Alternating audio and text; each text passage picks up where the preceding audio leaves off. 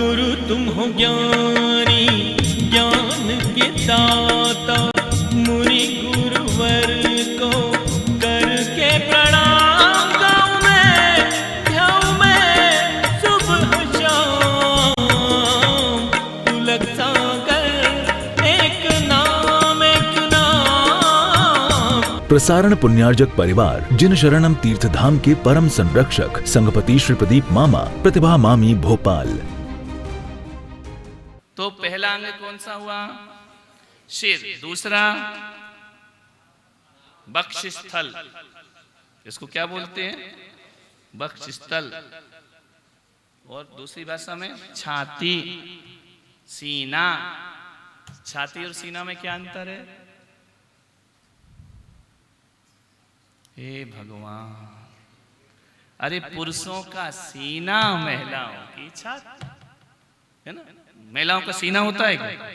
मर्द का सीना होता है ना? महिलाओं की कहते हैं ना, बच्चे को छाती से लगा लिया, इसको क्या बोलते हैं? छाती। पुरुष लोग छाती मत बोलना, 56 इंच का। सीना बोला उन्होंने या छाती बोली? सीना पुरुषों का होता है, छाती किसकी होती है? श्राविकाओं। समझ में आ रहा? अब श्राविका शब्द केवल जैनों में लगाना, नहीं तो तुम कॉमन कर दो। जो जिनेंद्र भक्त है वो श्राविका है, अजैन लोग श्राविका नहीं है, वो महिलाएं हैं, वो लेडीज हैं, है ना? ये भाषा कहाँ बोलना है? जैनों में। नहीं तो कोई मुसलमान आए तुमको आओ श्राविका, काहे की श्राविका? समझ में आ रहा? जो जिन भक्त हैं वो श्रावक श्राविका हैं, बाकी सब लोग श्रावक नहीं। तो इमाम साहब जा रहे, बोले श्रावक जा रहा, इसको भी समझ लो, है ना? तो पहला अंग कौन सा? सिर। दूसरा अंग कौन सा? जो जो पोजीशन में है ना, महिलाएं हैं तो छाती और पुरुष वर्ग है तो। और फिर कितने अंग हो गए? कितने हो गए? 2 हाथ। कितने हो गए? कितने अंग हो गए? 4। एक उदर, है ना? जो इधर उधर होता है वह उधर होता है, खा लो तो इधर, नहीं तो इधर, है ना? तो उसको बोलते उदर, है ना? कितने अंग हो गए?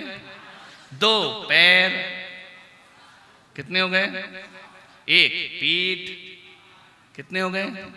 कितने अंग हो गए? अब 8 अंग धरती पे लगा के बता, ट्राई करो। प्रवेश लेटो ना। 8 टच हो रहे क्या? कितने टच होंगे? तो 8 का तो टच हुए नहीं, तो इसका मतलब है जैन दर्शन में 8 अंग को नहीं माना है ना? 8 अंग का नमस्कार सम्यक नमस्कार नहीं है। पीठ तो ऊपर ही होगी, यदि पेट नीचे रहेगा तो वो जमीन से कहां टच हो रही है क्या? तो 8 अंग से कोई नमस्कार कर सकता है क्या? अपने यहां लिखा भूमि स्पर्श, ये 8 अंग भूमि से स्पर्श करें तो 8 अंग तो भूमि से स्पर्श कभी नहीं कर सकते। यदि पीठ करोगे तो पेट ऊपर चला जाएगा, पेट करोगे तो, इसलिए अपने यहां लेट के नमस्कार नहीं, अपने यहां पंचांग नमस्कार। कौन सा? 5 अंग। कौन कौन से? 1 सिर, 2 हाथ, 2 पैर। कितने हो गए? ये भूमि पे टच हो सकते हैं कि नहीं हो सकते? हो सकते ना? इसको कहा है सम्यक प्रणम्य जिन पाद युगम युगादा। ये सम्यक प्रणम्य है।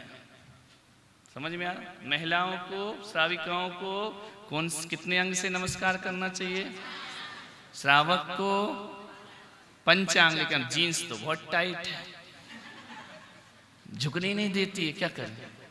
या पेट इतना बड़ा है कि वो टच हो जाए तो 4 हाथ पैर ऊपर उठ जाता है। बहुत समस्या है, क्या क्या? तो श्रावकों के लिए लिखा धोक। क्या लिखा? सदा दे तो हो। धोक माने दोनों घुटने और पैर के तलवे, इनको जमीन पे लगाना, सिर मस्तक नीचे से रखना, 2 हाथ आगे ले जाना। ये नमस्कार केवल श्रावक, है ना? श्राविकाएं ऐसे नहीं करना, तुमको तो पंचांग नमस्कार करना। क्या करना है? घुटने टेक के नहीं, ये टेके घुटने अपने सामने, अपन काय को टेके घुटने। अब जैसे ये धोख देने को घुटने टेके तो उन भगवान की जगह तुम खड़ी हो जाए, खुश रहो, तुम्हारे आगे तो अच्छे अच्छे घुटने टेक देते हैं। समझ में आ रहा? तो पुरुष वर्ग, श्रावक लोग, केवल श्रावक, मुनि महाराज, आरिका माता जी और श्राविकाएं ये पंचांग नमस्कार ही करें। मुनि महाराज भी धोख नहीं दे सकते, उन्हें भी पांचों अंगों को संकुचित करके नमस्कार करना है।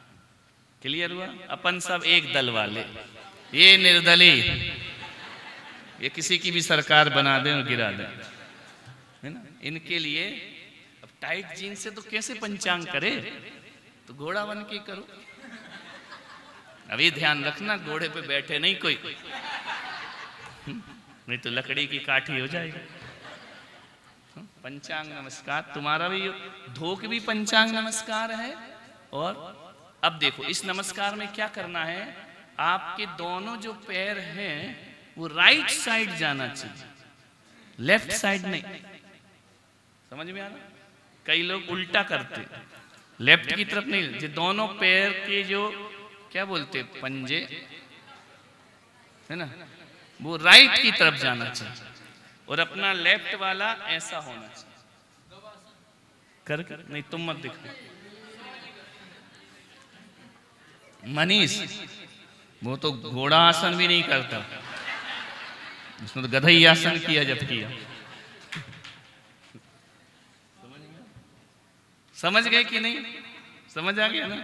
सीधे खड़े हो गए और आपका लेफ्ट हाथ ये है, उस तरफ बैठने का, पैर कहाँ जाना चाहिए? राइट की तरफ। भाई कौन सा नमस्कार हो गया? अब पंचांग नमस्कार कैसे करना? घुटने और पंजे तो जमीन पे आ गए बैठते ही। अब जो हाथ है ये ऐसे जुड़ना चाहिए, ऐसे नहीं करने का, ऐसा भी नहीं करना, ये है ना, इसको बोलते मुकुलित, मुकुलित हस्त कमल सिरसा, ऐसा शास्त्रों में लिखा है। तो ये मुकुलित हाथ करके अब इसको झुकने से पहले सिर पर लाइए, सिरोन्नति, कहाँ रखना है इस हाथ को? फिर सिर झुकाइए और नाक जमीन पे लगाइए।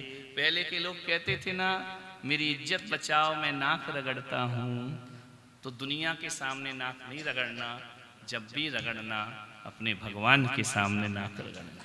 समझ में? कहीं नहीं रगड़ने, किसके सामने? अरिहंत। और तो ये हाथ ऊपर जाना चाहिए। अब तुम लोग ऐसे करते, कोई ऐसा, पेट की वजह से क्या करें, हमारी भी यही दशा है, हम क्या करें, ये बीच में आ जाता है, रुकावट के लिए खेद है।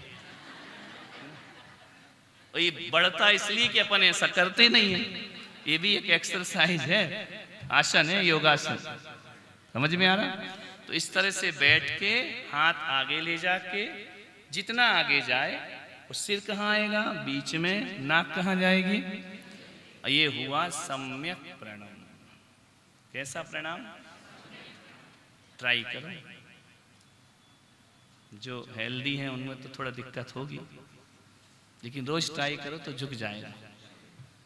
क्लियर हुआ? अब ये कौन सा प्रणाम हुआ? पहले कितने प्रणाम करना भगवान को?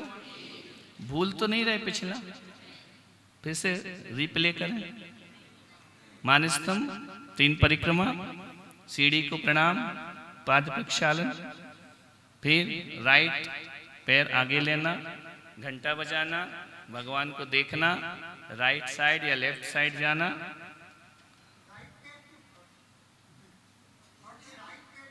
क्योंकि रॉन्ग हर जगह रॉन्ग ही होता है, इसलिए राइट राइट राइट जो होता है, राइट पैर, हर काम दाहिने हाथ से करने का। दाहिना अंग शुभ होता है, बायां अंग अशुभ नहीं होता, लेकिन उतना शुभ नहीं होता जितना कौन सा होता है? राइट वाला। समझ में आ रहा? दिमाग राइट रहना चाहिए कि रॉन्ग? राइट ही होना चाहिए। क्लियर हुआ? तो राइट पैर अंदर, फिर तुमने भुला दिया है। उसके बाद अपन वहां खड़े हुए, फिर क्या किया? हाथ जोड़कर भगवान को निहारने के बाद अब पहला नमस्कार। कौन सा नमस्कार? पहला नमस्कार। कौन कौन सा? पंचांग नमस्कार। वो श्रावक लोग हैं तो वैसे भी दोनों कर सकते, धोख भी दे सकते हो और पंचांग नमस्कार भी कर सकते, है ना। अब अष्टांग नमस्कार क्या होता है? जैन दर्शन के अनुसार अष्टांग नमस्कार अलग है। अष्टांग में 5 अंग तो ये हो गए अपने, 2 हाथ 2 पैर 1, इसमें 3 चीज और जोड़ दो, मन वचन, टोटल कितने अंग हो गए? 8। ये आपका यही पंचांग है, यही अष्टांग है। क्लियर हो गया इतना विषय? आनंद आ रहा है? लेट के नहीं, ऐसा शास्त्रों में लिखा नहीं। करते हैं हम भी, अपने गुरु को करते हैं, लेकिन ऐसा आगम में कहा नहीं है ना, धोख कहा है। ये हिंदुओं में है दंडवत, अपने यहाँ दंडवत कितने अंग हैं? पंचांग। अष्टांग में क्या जोड़ दिया अपने यहाँ? मन वचन काय और 5 अंग। ये क्या हो गया? इसको अष्टांग बोलो, लेटने को नहीं। वो दंडवत होता है, डंडे के समान। दंडवत बोलते ना हिंदू ब्राह्मणों की, दंडवत स्वामी जी माने मैं डंडे के समान लेट गया हूं, मत बनो डंडा, ये उठा लेंगी तो सिर फोड़ देगी, डंडा नहीं बनने। क्लियर हुआ? पहला नमस्कार हो गया। अब क्या करोगे इसके बाद? हाँ,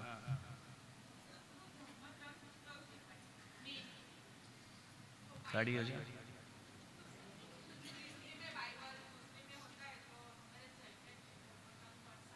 सभी अधर्म ग्रंथ अपने यहाँ एक भी नहीं है, जितने ग्रंथ सारे ही धर्म ग्रंथ हैं। और तुम ये सोच रहे कि एक ग्रंथ में पूरा आ जाए, तो भगवान की वाणी इतनी विशाल है कि वह एक ग्रंथ में समाती। इसलिए अपने यहाँ धर्म ग्रंथ कौन से हैं? प्रथमानि योग, करणानि योग, चरणानि योग। 4 अनयोग पढ़े बिना आपको जैन दर्शन नहीं आ सकता, और जितना भी आएगा वो अधूरा होगा। उनके यहाँ इतनी ही व्याख्या है, बाइबल से ज्यादा उनके यहाँ कुछ नहीं है, कुरान से ज्यादा कुछ नहीं है, वेद से ज्यादा कुछ नहीं है। जैन दर्शन जो है अनंत ज्ञान स्वभावी है, वह एक पुस्तक में नहीं समा सकता है। उसके लिए प्रथमम करणम चरणम द्रव्यम नमः। आप ये बताइए, जिस बच्चे को इंजीनियर बनना है या डॉक्टर बनना है, वह कुछ क्लास तक फिजिक्स केमिस्ट्री पढ़ता है या नहीं? बोलो। जबकि डॉक्टर का क्या लेना देना फिजिक्स से? कुछ लेना देना है क्या? नहीं है ना। तो फिर भी वो क्यों पढ़ता है? बायोलॉजी भी पढ़ेगा, फिजिक्स भी पढ़ेगा, केमिस्ट्री भी पढ़ेगा, और 10th के नीचे आ जाओ तो इकोनॉमिक्स भी पढ़ेगा, हिस्ट्री भी पढ़ेगा, मैथ्स भी पढ़ेगा। सब पढ़ेगा कि नहीं? तो डॉक्टर के सब काम आएंगे क्या? नहीं। यदि नहीं पढ़ेगा तो वो ज्ञान अधूरा है। वैसे ही जैन दर्शन के जो 4 अनयोग पढ़ेगा वो जैन विद्वान कहलाया करता है। एक अनयोग से कल्याण होता।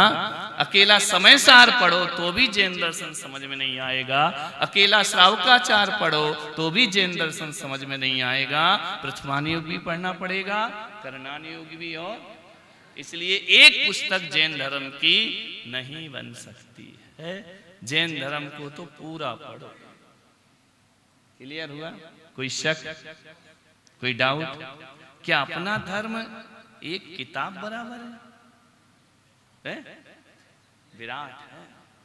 विराट के लिए विराट को पढ़ना पड़ेगा। एक किताब पढ़ के आप ज्ञानी नहीं हो सकते। और जो एक किताब पढ़ के ज्ञानी हुए हैं, उन्होंने पंथों की स्थापना की है। समझ में आ रहा है? काय की स्थापना की? ये 13 पंथ, ये 20 पंथ, ये कहान पंथ, ये तारण पंथ। ये किन्ने बनाए?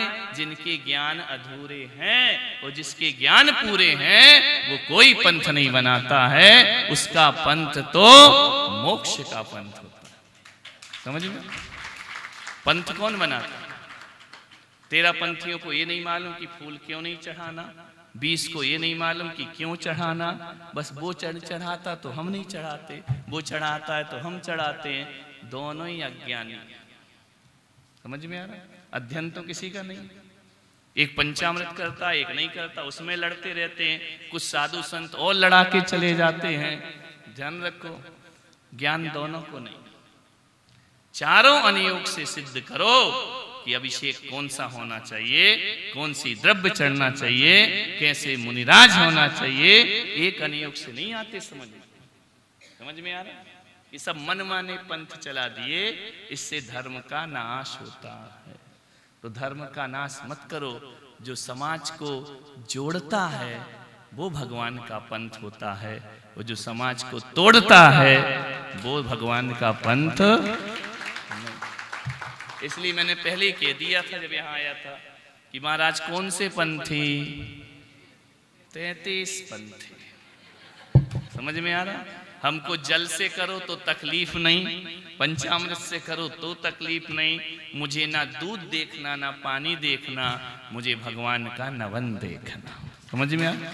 किससे हो रहा, हमें क्या करना है, समझ में आ रहा? लेकिन आगम के अनुसार चल। तो जैसे आपने प्रश्न किया, एक बुक, ये एक बुक वाले ही समाज में लड़वाते हैं। एक बुक वाले, एक पंथ वाले, एक साधु वाले ये समाज में टुकड़े करते हैं। हम तो जैन हैं, हम तो 3 कम 9 करोड़ मुनिराज के पुजारी हैं, हम तो 24 तीर्थंकर के पुजारी हैं, हम तो चारों अनुयोग के उपासक हैं, तब हम जैन हैं। और इनमें से एकाध भी कम कर दिया तो आप जैनी की बात तो छोड़ दो। क्लियर हो गया? ये विषय अपना नहीं था। अपना क्या चल रहा था? ये सब विषय करना है तो हमारा चौमासा कराओ, फिर समझ में आए। बिना उसके तो होगा। और ये चौमासा हमारा कराओ इसलिए कह रहे हैं कि हमारा रिजर्वेशन हो चुका है, क्योंकि तुम लोग बहुत होशियार हो। जब मेहमान की टिकट बन जाती तब कहते रुको ना थोड़ा। क्या रुको, जब बनी गई टिकट तो जाएगा ना वो। नहीं, थोड़ा और रुकते, इतनी जल्दी क्या थी बनवाने की टिकट, पहले बोल देती ना कि टिकट मत बनवाना। प्रसारण पुण्यार्जक परिवार जिन शरणम तीर्थ धाम के परम संरक्षक संघपति श्री प्रदीप मामा, प्रतिभा मामी, भोपाल। गुरु तुम हो ज्ञानी, ज्ञान के दाता, मुनि गुरु